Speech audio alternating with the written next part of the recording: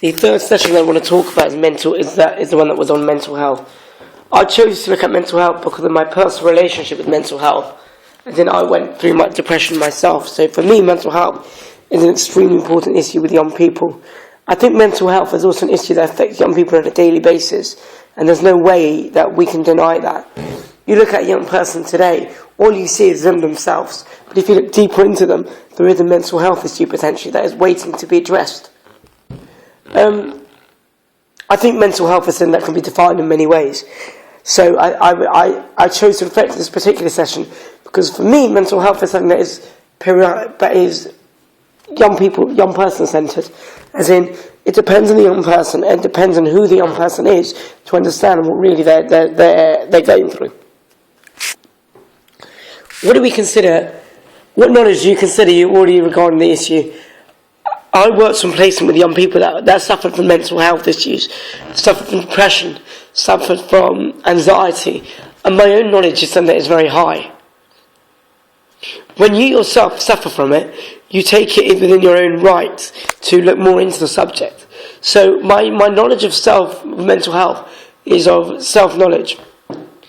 I wanted to get out of the session understanding how to help young people in a non-judgmental approach, understanding why me? Why did I go for that stage of mental health issues? Why was it coming back at certain times in my life? How do I help young people that are covering it, that are going through it? And what does it mean by non-judgmental approach? How can I have a non-judgmental approach to mental health?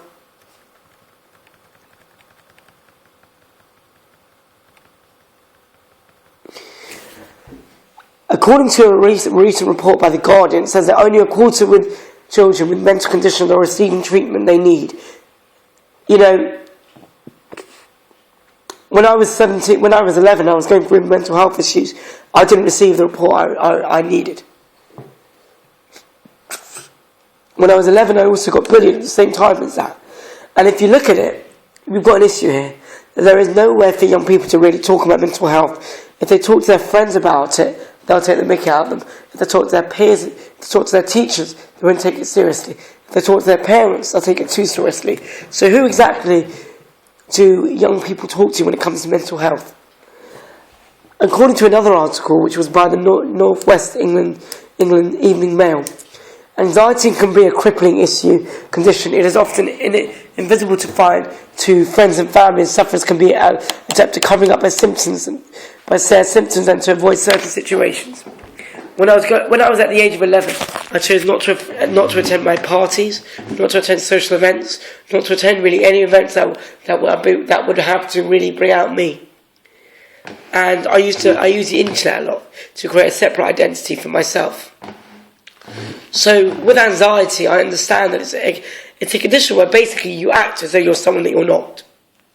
And one of the things that I feel was vital is I'm going into a field of youth work which is crippling, which is, it's calling out for someone to understand the young people, where they're coming from. I want to create an open environment for young people. What I mean by this is, I want to create an environment where they're able to talk about mental health. In a recent survey that was done in Northern Ireland in 2012, it was found that young people are suffering from depression, anxiety, because they have nobody to talk to. If we as youth workers are those people that they can talk to because we're the most approachable, then that's an amazing ability, and it's something that we should play with. I think that the session itself showed me this isn't a playing field at all. These are real life issues. And we need, as youth workers, to realise that these are real life issues. If a young person comes to you and said, "I'm a little bit depressed," take it seriously. Take it as it is. Don't sidetrack from it. Don't try. At the same time, don't be overly reactive to it. If they are sensitive to certain things, don't put them in situations where you, as a youth worker, know they'll be sensitive to them. I think creating an open environment is something that is vital. Growing up, I never had that open environment. So if I was a youth worker, create the open environment where we're able to talk, we're able to interact with this issue that is mental health.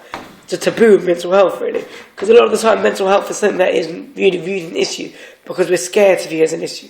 There is this theme that mental health is something that we should be scared of. We shouldn't call it mental health. We shouldn't call it depression. You know, I don't think we should be scared of it. I think that it is something that affects young people. I think that everybody is different when it comes to their relationship with mental health. No two young people are the same.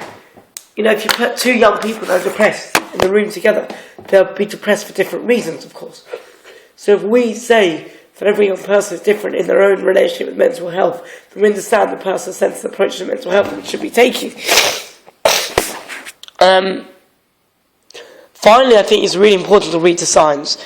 I went through placement and I read the signs, and the effect was massive for me. Read the signs. If a young person is depressed, why is he depressed? Question him. Try and understand his point of being. Thank you.